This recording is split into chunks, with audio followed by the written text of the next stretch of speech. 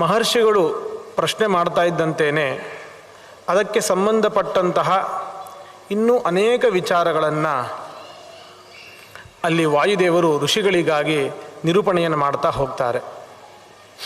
ಅದರಲ್ಲಿ ಒಂದು ವಿಚಾರ ಮುಂದೆ ನಿರೂಪಣೆ ಮಾಡೋದು ಕಾಲದ ಮಹಿಮೆ. ಕಾಲದ ಮಹಿಮೆಯನ್ನು ಸುಮಾರು ಶ್ಲೋಕಗಳಲ್ಲಿ ಮುಂದೆ ನಿರೂಪಣೆ ಮಾಡ್ತಾ ಹೋಗ್ತಾರೆ. ನಾವೆಲ್ಲರೂ ಕೂಡ ಸಾಮಾನ್ಯವಾಗಿ ಮಾತಿನಲ್ಲಿ ಹೇಳ್ತಾ ಇರ್ತೀವಿ, ನಮ್ಮ ಟೈಮ್ ಸರಿಯಾಗಿಲ್ಲ, ಕಾಲ ಸರಿಯಾಗಿಲ್ಲ, ನನಗೂ ಒಂದು ಕಾಲ ಬರುತ್ತೆ, ಈ ಥರ ಶಬ್ದವನ್ನು ನಾವು ಹೇಳ್ತಾ ಇರ್ತೀವಿ. ನಾವು ಕಾಲವು ನಮ್ಮ ಮೇಲೆ ಪರಿಣಾಮವನ್ನು ಉಂಟು ಮಾಡುತ್ತೆ ಅಂತ ಅನ್ನೋದು ಗೊತ್ತಿರೋದು. ಆದರೆ ಕಾಲ ಅಂತಂದರೆ ಯಾರು? ಮೊದಲಿಗೆ ಅದನ್ನು ನಾವು ಅರ್ಥ ಮಾಡ್ಕೊಳ್ಬೇಕು. ಕಾಲ ಅನ್ನೋ ಶಬ್ದಕ್ಕೆ ಅರ್ಥ ಏನು ಅದನ್ನು ತಿಳ್ಕೊಳ್ಬೇಕು. ಕಾಲ ಅಂದರೆ ಸಮಯ ಅಂತ ನಾವೇನು ಅರ್ಥ ಮಾಡ್ಕೊಂಡಿದ್ದೀವಿ, ಟೈಮ್ ಅಂತ, ಅದು ಸರಿಯೇ. ಆದರೆ ಒಬ್ಬ ಚೇತನನಿಗೆ ಸುಖ ದುಃಖಗಳನ್ನು ಕೊಡಬೇಕು ಅಂತಾದರೆ ಕೇವಲ ಜಡವಾದ ಕಾಲಕ್ಕೆ ಆಸಕ್ತಿ ಬರೋದಿಲ್ಲ.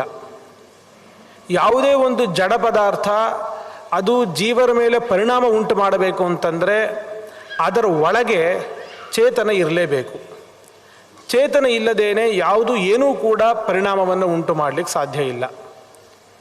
ಹಾಗಾಗಿ ಕಾಲವೂ ಒಂದು ಜಡವೇ. ಅದರಿಂದಾಗಿ ಆ ಕಾಲದಲ್ಲಿ ನಿಯಾಮಕರಾಗಿ ದೇವತೆಗಳಿರ್ತಾರೆ ಮತ್ತು ಸ್ವತಃ ಭಗವಂತನೇ ಕಾಲನಾಮಕನಾಗಿ ಇರ್ತಾನೆ. ದೇವರಿಗೂ ಕೂಡ ಕಾಲ ಅನ್ನುವಂತಹ ಹೆಸರು ಇದೆ. ಭಗವಂತನನ್ನು ಕಾಲ ಅನ್ನೋ ಶಬ್ದದಿಂದ ಕರೀಲಿಕ್ಕೆ ಕಾರಣ ಏನು?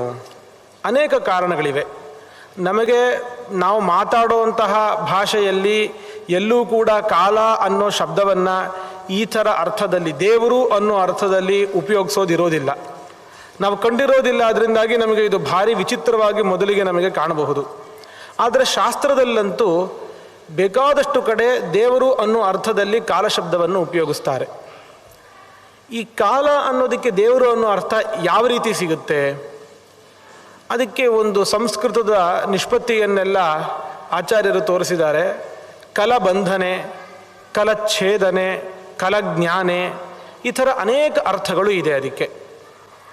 ಆ ಒಂದು ಧಾತುವಿಂದ ಹುಟ್ಟುವಂತಹ ಈ ಕಾಲ ಅನ್ನೋ ಶಬ್ದದಿಂದ ನಮಗೆ ಅನೇಕ ಅರ್ಥಗಳು ಸಿಗುತ್ತೆ. ಕಲಯತಿ ಇತಿ ಕಾಲ, ಕಲಯತಿ ಅಂದರೆ ನಾಶ ಮಾಡ್ತಾನೆ ಅಂತ ಹೇಳಿ ಅರ್ಥ. ನಾವು ಈ ಸಮಯವನ್ನು, ಟೈಮನ್ನಾದರೂ ಕೂಡ ಕಾಲ ಅಂತ ಯಾಕೆ ಕರಿತೀವಿ? ಅದು ನಾಶ ಮಾಡುತ್ತೆ. ಜೀವನಿಗೆ ಸಮಯ ಹೋಗ್ತಾ ಇದೆ ಅಂತಂದರೆ ಅವನ ದೇಹ ಕ್ರಮೇಣ ಜೀರ್ಣ ಆಗ್ತಾ ಹೋಗ್ತಾ ಇರುತ್ತೆ, ದೇಹ ನಾಶದ ಕಡೆಗೆ ಹೋಗ್ತಾ ಇರುತ್ತೆ. ಏನೋ ಒಂದು ಪದಾರ್ಥ, ಹಣ್ಣೋ ತರಕಾರಿನೋ ಏನೋ ಒಂದು ಇರುತ್ತೆ, ಅದೇ ಒಂದು ಕೆಲವು ದಿನಗಳು ಕಳೀತಾ ಕೊಳೆತು ಹೋಗುತ್ತದು, ನಾಶದ ಅವಸ್ಥೆಗೆ ಹೋಗ್ತಾ ಇರುತ್ತೆ. ಯಾಕೆ? ಕಾಲದ ಪ್ರಭಾವ. ಕಾಲ ಅನ್ನೋ ಶಬ್ದಕ್ಕೆ ಅರ್ಥನೇ ನಾಶವನ್ನು ಕೊಡುವುದು ಅಂತ ಹೇಳಿ ಅರ್ಥ. ಯಾವುದೇ ಇರಬಹುದು, ಒಂದು ಮನೆಯನ್ನು ಕಟ್ಟಿರ್ತೀವಿ, ಒಂದು 100 ವರ್ಷ ಆಗ್ತಾ ಇದ್ದಂತೆ ಅದು ಶಿಥಿಲ ಆಗಿಬಿಡುತ್ತೆ, ನಾಶದ ಅವಸ್ಥೆಗೆ ಬಂದ್ಬಿಡುತ್ತೆ. ಇದು ಕಾಲ ಶಬ್ದದ ಅರ್ಥ. ಕಾಲ ಕಲಿತ ಸಂಪೂರ್ಣ ಸದ್ಗುಣತ್ವಾತ್ ಜನಾರ್ದನ. ಭಗವಂತನನ್ನು ಕಾಲ ಅಂತ ಕರಿತೀವಿ. ಯಾಕೆ ಅಂತಂದರೆ ಕಾಲ ಅನ್ನೋ ಶಬ್ದದಿಂದ ಸಿಗುವ ಅರ್ಥ ಗುಣಪೂರ್ಣ. ಯಾವ ಸದ್ಗುಣಗಳಿದೆಯೋ ಆ ಎಲ್ಲ ಗುಣಗಳು ಕೂಡ ಅವನಲ್ಲಿ ತುಂಬಿಕೊಂಡಿದೆ, ಆದ್ದರಿಂದಾಗಿ ಅವನನ್ನು ಕಾಲ ಅಂಥೇಳಿ ಕರೀತಾರೆ. ಸಂಹಾರಾತ್, ಎಲ್ಲವನ್ನೂ ಕೂಡ ಸಂಹಾರ ಮಾಡ್ತಾನೆ. ಪ್ರಳಯ ಕಾಲದಲ್ಲಿ ಶಿವನು ಸಂಹಾರ ಮಾಡ್ತಾನೆ, ಅದರಿಂದಾಗಿ ಶಿವನಿಗೂ ಕೂಡ ಕಾಲ ಅನ್ನೋ ಶಬ್ದ ಇದೆ, ಅವನನ್ನು ಕಾಲ ಅನ್ನೋ ಶಬ್ದದಿಂದ ನಾವು ಕರಿತೀವಿ. ಸಂಹಾರಕ ಅನ್ನೋ ಅರ್ಥದಲ್ಲಿ ಕಾಲ ಶಬ್ದ ಇದೆ. ಸರ್ವವಿತ್ವಾದ್ವ, ಕಲಜ್ಞಾನೆ ಅಂತ ಧಾತು, ಆದ್ದರಿಂದಾಗಿ ಜ್ಞಾನಿ ಅಂತನೂ ಕೂಡ ಅದಕ್ಕೆ ಅರ್ಥ ಆಗುತ್ತೆ. ಎಲ್ಲವನ್ನೂ ಕೂಡ ಚೆನ್ನಾಗಿ ತಿಳ್ಕೊಂಡವನು ಅಂದರೆ ಸರ್ವಜ್ಞ ಅಂಥೇಳಿ ಅರ್ಥ ಆಗುತ್ತೆ ಕಾಲ ಅನ್ನೋ ಶಬ್ದಕ್ಕೆ. ಹಾಗಾಗಿ ಈ ಅರ್ಥವನ್ನು ನೋಡಿದಾಗ ವಾಯುಪುರಾಣ ಹೇಳುತ್ತೆ, ಕಾಲ ಸೃಜತಿ ಭೂತಾನಿ ಪುನಃ ಸಂಹರತಿ ಕ್ರಮಾತ್ ಸರ್ವೇ ಕಾಲಸ್ಯ ವಶಗಾಹ ನ ಕಾಲ ಕಸ್ಯಚಿದ್ವಶೆ. ಕಾಲವೇ ಸೃಷ್ಟಿಯನ್ನು ಮಾಡುತ್ತೆ, ಕಾಲವೇ ಸಂಹಾರವನ್ನು ಮಾಡುತ್ತೆ. ಎಲ್ಲರೂ ಕೂಡ ಪ್ರಪಂಚದಲ್ಲಿರುವ ಪ್ರತಿಯೊಂದು ಪದಾರ್ಥವೂ ಕಾಲದ ಅಧೀನ. ಆದರೆ ನಕಾಲ ಕಸ್ಯಚಿದ್ವಶೆ, ಕಾಲ ಮಾತ್ರ ಯಾರ ಅಧೀನವೂ ಅಲ್ಲ. ಅಂದರೆ ಯಾರಾದರೂ ಕೂಡ ಈ ಟೈಮನ್ನು ನಾನು ಹಿಡಿದು ನಿಲ್ಲಿಸ್ಬಿಡ್ತೀನಿ, ನಾನು ಟೈಮ್ ಮುಂದೆ ಹೋಗಬಾರ್ದು, ಸಮಯ ಮುಂದೆ ಹೋಗದಿರೋ ಹಾಗೆ ಇಲ್ಲೇ ನಿಲ್ಲಿಸ್ಬಿಡ್ತೀನಿ ಅಂತಾಗಲಿ, ಸಮಯವನ್ನು ವಾಪಸ್ಸು ಬರೋ ಹಾಗೆ ಮಾಡ್ತೀನಿ ಅಂತಾಗಲಿ ಇದ್ಯಾರೂ ಕೂಡ ಮಾಡಲಿಕ್ಕೆ ಸಾಧ್ಯ ಇಲ್ಲ. ಯಾಕೆ ಅಂತಂದರೆ ಕಾಲದಲ್ಲಿ ನಿಯಾಮಕನಾಗಿ ಇರುವ ದೇವರು ಕಾಲ, ಅವನು ಯಾರ ಅಧೀನ ಅಲ್ಲ. ದೇವರು ಕಾಲನಾಮಕನಾದ ಭಗವಂತ ಯಾರ ಅಧೀನನೂ ಆಗಿಲ್ಲ. ಅದರಿಂದಾಗಿ ಸಮಯವು ನಮ್ಮ ಅಧೀನವಾಗಿ ಯಾವತ್ತಿಗೂ ಕೂಡ ಇರೋದಿಲ್ಲ. ಹೀಗೆ ಈ ಒಂದು ಕಾಲವನ್ನು ಹೇಳಿ, ಈ ಕಾಲ ಅನ್ನೋದು ಅನೇಕ ವಿಧವಾಗಿದೆ. ಅದರಲ್ಲಿ ಪ್ರಸಿದ್ಧ ಆಗಿರುವಂಥದ್ದು ಚತುರ್ಯುಗ ಅಂತ ಹೇಳಿ, 4 ಯುಗಗಳು, ಕೃತ, ತ್ರೇತ, ದ್ವಾಪರ, ಕಲಿ ಅಂತ ಹೇಳಿ. ಇಲ್ಲಿ ದೇವತೆಗಳೆಲ್ಲ ಕೇಳ್ತಾರಂತೆ, ಶಿವನ ಹತ್ರ ಹೋಗಿ ಕೇಳ್ತಾರೆ, ಕಾಲದ ಪ್ರಭಾವ ತುಂಬ ಕೆಟ್ಟದಾಗ್ತಾ ಹೋಗ್ತಾ ಇರುತ್ತೆ. ಕಾಲ ಮುಂದೆ ಹೋಗ್ತಾ ಹೋಗ್ತಾ ಕೃತಯುಗದಿಂದ ತ್ರೇತಾಯುಗ, ತ್ರೇತಾಯುಗದಿಂದ ದ್ವಾಪರ ಯುಗ, ಆನಂತರ ಕಲಿಯುಗ, ಹೀಗೆ ಕಾಲವು ಮುಂದೆ ಹೋಗ್ತಾ ಹೋಗ್ತಾ ಅದರ ಪರಿಣಾಮ ತುಂಬ ಕೆಟ್ಟದಾಗಿ ಇರುತ್ತೆ. ಕಲಿಯುಗವನ್ನು ನೋಡಿ ಎಲ್ಲರೂ ಕೂಡ ಹೆದರ್ಕೊಳ್ಬೇಕಾಗತ್ತೆ. ಕಲಿಯುಗದಲ್ಲಿ ಹುಟ್ಟೋದೇ ಬೇಡ ಅಂತ ಅನಿಸುತ್ತೆ ಅಂತ ಕೇಳಿದ್ದಕ್ಕಾಗಿ ಆಗ ರುದ್ರದೇವರು ಈ ವಿಚಾರಗಳನ್ನು ಹೇಳ್ತಾ ಹೋಗೋದು. ಕಾಲ ಅಂದರೆ ಹೀಗಪ್ಪ, ಕಾಲದ ಸ್ವಭಾವ ಇದು. ಆದರೆ ಕಲಿಕಾಲಕ್ಕಾಗಿ ಯಾರೂ ಕೂಡ ಹೆದರ್ಕೊಳ್ಳೋ ಅವಶ್ಯಕತೆ ಇಲ್ಲ.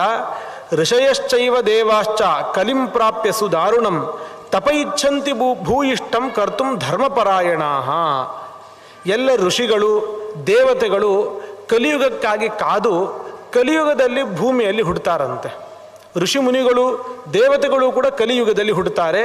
ಹುಟ್ಟಿ ಈ ಕಲಿಯುಗದಲ್ಲಿ ತಪಸ್ಸನ್ನು ಮಾಡಲಿಕ್ಕೆ ಅವರು ಬಯಸ್ತಾರೆ. ಯಾಕೆ ಅಂತ ಹೇಳಿದ್ರೆ ಕಲಿಯುಗದಲ್ಲಿ ನಾವು ಮಾಡುವಂತಹ ಅಲ್ಪ ಧರ್ಮಕ್ಕೂ ಕೂಡ ಮಹತ್ತಾದಂತಹ ಫಲ ಸಿಗುತ್ತೆ. ಅದನ್ನೆಲ್ಲ ಇದೇ ವಾಯುಪುರಾಣದಲ್ಲಿ ಮುಂದಿನ ಕೆಲವು ಅಧ್ಯಾಯದಲ್ಲಿ ಇನ್ನೊಮ್ಮೆ ಸಂದರ್ಭ ಬಂದಾಗ ಅದನ್ನೆಲ್ಲ ಕೆಲವು ಅಧ್ಯಾಯಗಳ ನಂತರ ನಿರೂಪಣೆ ಮಾಡಲಿಕ್ಕಿದ್ದಾರೆ. 4 ಯುಗಗಳ ಪರಿಸ್ಥಿತಿ ಹೇಗಿರುತ್ತೆ ಅಂತ ತುಂಬ ಸುಂದರವಾಗಿ ಅದನ್ನು ನಿರೂಪಣೆಯನ್ನು ಮಾಡ್ತಾರೆ. ಅವತಾರಾನ್ ಕಲಿಂ ಪ್ರಾಪ್ಯ ಕರೋತಿ ಚ ಪುನಃ ಪುನಃ. ಒಮ್ಮೆ ಅವತಾರ ಸಮಾಪ್ತಿ ಆಯಿತು ಅಂದರೆ ಮತ್ತೊಮ್ಮೆ ಅವತಾರ ಮಾಡ್ತಾರೆ, ಮತ್ತೆ ಮತ್ತೆ ಅವತಾರವನ್ನು ಕಲಿಯುಗದಲ್ಲಿ ಮಾಡ್ತಾ ಇರ್ತಾರೆ. ಯಾಕೆ ಕಲಿಯುಗದಲ್ಲಿ ಸಾಧನೆ ಬಹಳ ಸುಲಭವಾಗಿ ಇದೆ. ನಮಗೆ ಕಲಿಯುಗದಲ್ಲಿ ನಾವು ಹುಟ್ಟಿದ್ದೀವಿ, ಇದನ್ನೇ ಕಷ್ಟ ಅಂದ್ಕೊಳ್ತಾ ಇರ್ತೀವಿ ನಾವು. ಆದರೆ ಬೇರೆ ಯುಗಗಳಿಗೆ ಹೋಲಿಕೆ ಮಾಡಿಕೊಂಡು ನಾವು ನೋಡಿದಾಗ ಕಲಿಯುಗದಲ್ಲಿ ಕೂತಲ್ಲೇ ಕೂತು ದೇವರನ್ನು ಸ್ಮರಣೆ ಮಾಡಿದ್ರೆ ಅದಕ್ಕೆ ಬೇಕಾದಷ್ಟು ಫಲ ಇದೆ. ನಿರಂತರವಾಗಿ ಭಗವಂತನ ನಾಮವನ್ನು ಉಚ್ಚಾರಣೆ ಮಾಡ್ತಾ ಇದ್ದರೆ ಅದೇ ಒಂದು ತಪಸ್ಸಾಗತ್ತೆ, ಅದಕ್ಕೂ ಕೂಡ ಬೇಕಾದಷ್ಟು ಫಲ ಈ ಕಲಿಯುಗದಲ್ಲಿ ಇದೆ. ಹಾಗಾಗಿ ಕಾಲ ಅನ್ನೋದು ಅದು ನಾಶಕವಾಗಿದೆ. ನಾಶವನ್ನು ಉಂಟು ಮಾಡುವಂತಹ ಒಂದು ಪದಾರ್ಥವೇ ಕಾಲ ಆಗಿದ್ದರೂ ಕೂಡ ಆ ಕಾಲಕ್ಕಾಗಿ ಯಾರೂ ಕೂಡ ಹೆದರುಕೊಳ್ಳುವ ಅಗತ್ಯ ಇಲ್ಲ ಅಂತ ಹೇಳಿ ಇದೊಂದು ಒಳ್ಳೆಯ ಸುವರ್ಣಾವಕಾಶ ಅಂತ ಭಾವಿಸಿ ಸಾಧನೆಯನ್ನು ಬೇಗ ಮಾಡಿಕೊಳ್ಬೇಕು ಅಂತ ಹೇಳಿ ಆ ಉಪದೇಶವನ್ನು ಮಾಡ್ತಾರೆ. ಮುಂದೆ ಈ ಭೂಮಿಯ ಸ್ಥಿತಿ ಹೇಗಿದೆ ಅಂತ ಹೇಳಿ ಮುನಿಗಳೆಲ್ಲ ಪ್ರಶ್ನೆಯನ್ನು ಮಾಡ್ತಾರೆ. ಭೂಮಿಯ ಸ್ಥಿತಿಯನ್ನು ಇಲ್ಲಿ ಎಷ್ಟು ದೊಡ್ಡದಾಗಿದೆ, ಎಷ್ಟು ವಿಶಾಲವಾಗಿದೆ, ಏನಾದ ಮೇಲೆ ಏನಿದೆ, ಇದೆಲ್ಲ ವರ್ಣನೆ ಇಲ್ಲಿ ಸಿಗುತ್ತೆ.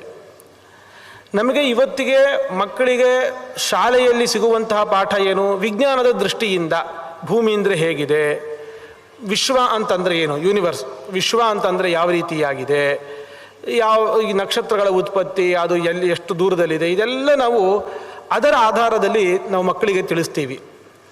ಆದರೆ ಋಷಿಮುನಿಗಳು ಏನು ತಿಳಿಸಿದ್ದಾರೆ, ನಮ್ಮ ಗ್ರಂಥಗಳಲ್ಲಿ ಏನಿದೆ ಅದರ ಪರಿಚಯವೂ ಕೂಡ ಮಕ್ಕಳಿಗೆ ಇರಬೇಕಾಗತ್ತೆ. ಮಕ್ಕಳಿಗೆ ಆ ಪರಿಚಯ ಮಾಡಿಸ್ಬೇಕಾದ್ರೆ ಮೊದಲಿಗೆ ನಾವು ಅದನ್ನು ಅರ್ಥ ಮಾಡ್ಕೊಳ್ಬೇಕಾಗತ್ತೆ. ಇಲ್ಲಿ ಆಧುನಿಕ ವಿಜ್ಞಾನಕ್ಕೂ ಮತ್ತು ಶಾಸ್ತ್ರ ಹೇಳುವಂತಹ ಅಳತೆಗೂ ಇದೆಲ್ಲದಕ್ಕೂ ವ್ಯತ್ಯಾಸಗಳು ಬೇಕಾದಷ್ಟು ಇದೆ. ಅದಕ್ಕೆ ಕಾರಣವೂ ಕೂಡ ಈ ಪುರಾಣವೇ ಹೇಳುತ್ತೆ ಯಾಕೆ ಈ ಥರ ವ್ಯತ್ಯಾಸಗಳಾಗುತ್ತೆ. ನಿಖರವಾಗಿ ನಾವು ಏನು ಮಾಡಿದ್ರೂ ಯಾಕೆ ತಿಳ್ಕೊಳಕ್ಕಾಗೋದಿಲ್ಲ ಅನ್ನೋದನ್ನು ಕೂಡ ಇಲ್ಲಿ ಹೇಳ್ತಾ ಹೋಗ್ತಾರೆ. ಎಲ್ಲ ಋಷಿಗಳು ಪ್ರಶ್ನೆ ಮಾಡ್ತಾರೆ, ಕತಿದ್ವೀಪ ಸಮುದ್ರಾವ ಪರ್ವತಾಶ್ಚ ಕತಿ ಪ್ರಭೋ ಕಿಯಂತಿ ಚೈವ ವರ್ಷಾಣಿ ತೇಷು ನದ್ಯಶ್ಚ ಕಾಸ್ಮೃತಾಃ. ಈ ಭೂಮಿ ಅಂದರೆ ಎಷ್ಟು ದ್ವೀಪಗಳಿವೆ, ಎಷ್ಟು ಸಮುದ್ರಗಳಿವೆ, ಎಷ್ಟು ವಿಧವಾಗಿರುವಂತಹ ಪರ್ವತಗಳಿವೆ, ಇದೆಲ್ಲವನ್ನೂ ಕೂಡ ಹೇಳಬೇಕು ಅಂತ ಕೇಳಿದಾಗ ಅದಕ್ಕೆ ಸಪ್ತದ್ವೀಪ ಸಪ್ತಸಾಗರಗಳನ್ನು ವರ್ಣನೆ ಮಾಡ್ತಾ ಹೋಗ್ತಾರೆ. ಈ ಸಪ್ತದ್ವೀಪ ಈ ಹೇಗಿದೆ, ಶಾಸ್ತ್ರ ನಿರೂಪಿಸುವಂತೆ ಹೇಗಿದೆ ದ್ವೀಪ ಅಂತ ಒಂದು ಸಣ್ಣದಾದ ಒಂದು ಕಲ್ಪನೆಯನ್ನು ಮಾಡಿಕೊಳ್ತಾ ಹೋಗೋಣಂತೆ. ಈ ದ್ವೀಪ ಅನ್ನೋದು ಸರಿಯಾಗಿ ಗುಂಡಿಗೆ ಇರುತ್ತೆ.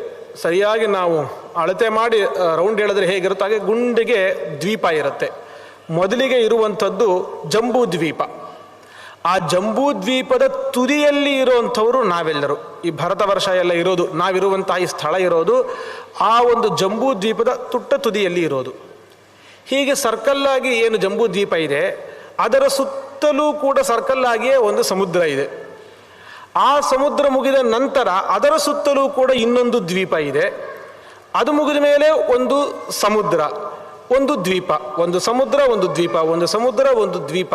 ಈ ಕ್ರಮದಲ್ಲಿ ಒಟ್ಟು 7 ದ್ವೀಪಗಳು 7 ಸಮುದ್ರಗಳು ಇರುತ್ತವೆ. ಅದರಲ್ಲಿ ಈ ಒಂದು ಜಂಬೂ ದ್ವೀಪ ಏನಿದೆ, ನಾವಿರುವಂತಹ ಸ್ಥಳ, ಸಂಕಲ್ಪದಲ್ಲಿ ಜಂಬೂ ದ್ವೀಪೆ ಅಂತ ನಾವು ಹೇಳ್ತೀವಿ. ನಾವು ಎಂಥ ಸ್ಥಳದಲ್ಲಿದ್ದೀವಿ ನಾವು ಹೇಳಬೇಕಲ್ಲ, ಜಂಬೂ ದ್ವೀಪೆ ಭರತ ವರ್ಷೆ ಅಂತ ಹೇಳ್ತೀವಿ ನಾವು. ಇಲ್ಲಿ 1,00,000 ಯೋಜನದಷ್ಟು ದೊಡ್ಡದಾಗಿರುವಂಥದ್ದು ಈ ಜಂಬೂ ದ್ವೀಪ. ಈ ಜಂಬೂ ದ್ವೀಪದಷ್ಟೇ ದೊಡ್ಡದಾಗಿರುವಂಥದ್ದು ಲವಣ ಸಮುದ್ರ. ಅದಕ್ಕೆ ಡಬಲ್ಲು, ಅದರ 2 ಪಟ್ಟಿರುತ್ತೆ ಮುಂದಿನ ದ್ವೀಪ ಸಮುದ್ರಗಳು, ಅದರ 2 ಪಟ್ಟು ಅದರ ಮುಂದಿನ ಸಮುದ್ರ ದ್ವೀಪ ಮತ್ತು ಸಮುದ್ರಗಳು. ಈ ರೀತಿಯಾಗಿ ಇದೇ ಕ್ರಮದಲ್ಲಿ ಈ ಒಂದು ಜಂಬೂ ದ್ವೀಪ ಇರುತ್ತೆ.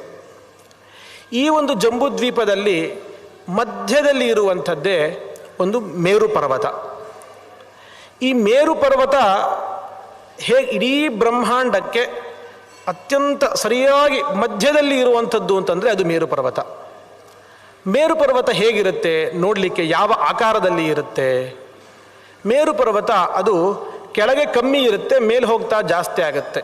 ಅಂದರೆ ಒಂದು ಬೆಟ್ಟ ಇರುತ್ತಲ್ಲ, ಬೆಟ್ಟವನ್ನು ಹೀಗೆ ಇಟ್ಟರೆ ಹೇಗಿರುತ್ತೋ ಹಾಗೆ ಇರುತ್ತೆ. ಅದು ಕೋನ್ ಆಕಾರ ಅಂತ ಹೇಳ್ತೀವಿ, ಆ ಥರ ಇರುತ್ತೆ. ಅದಕ್ಕೆ ಪುರಾಣವೇ ಒಂದು ಉದಾಹರಣೆಯನ್ನು ಕೊಡುತ್ತೆ.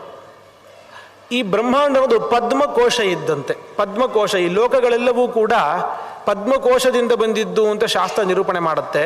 ಭಗವಂತನ ನಾಭಿ ಕಮಲ ಏನಿದೆ ಅದು ಆ ಎಲ್ಲ 14 ಲೋಕಗಳಿಗೆ ಪ್ರತೀಕವಾಗಿ ಇರುವಂಥದ್ದು.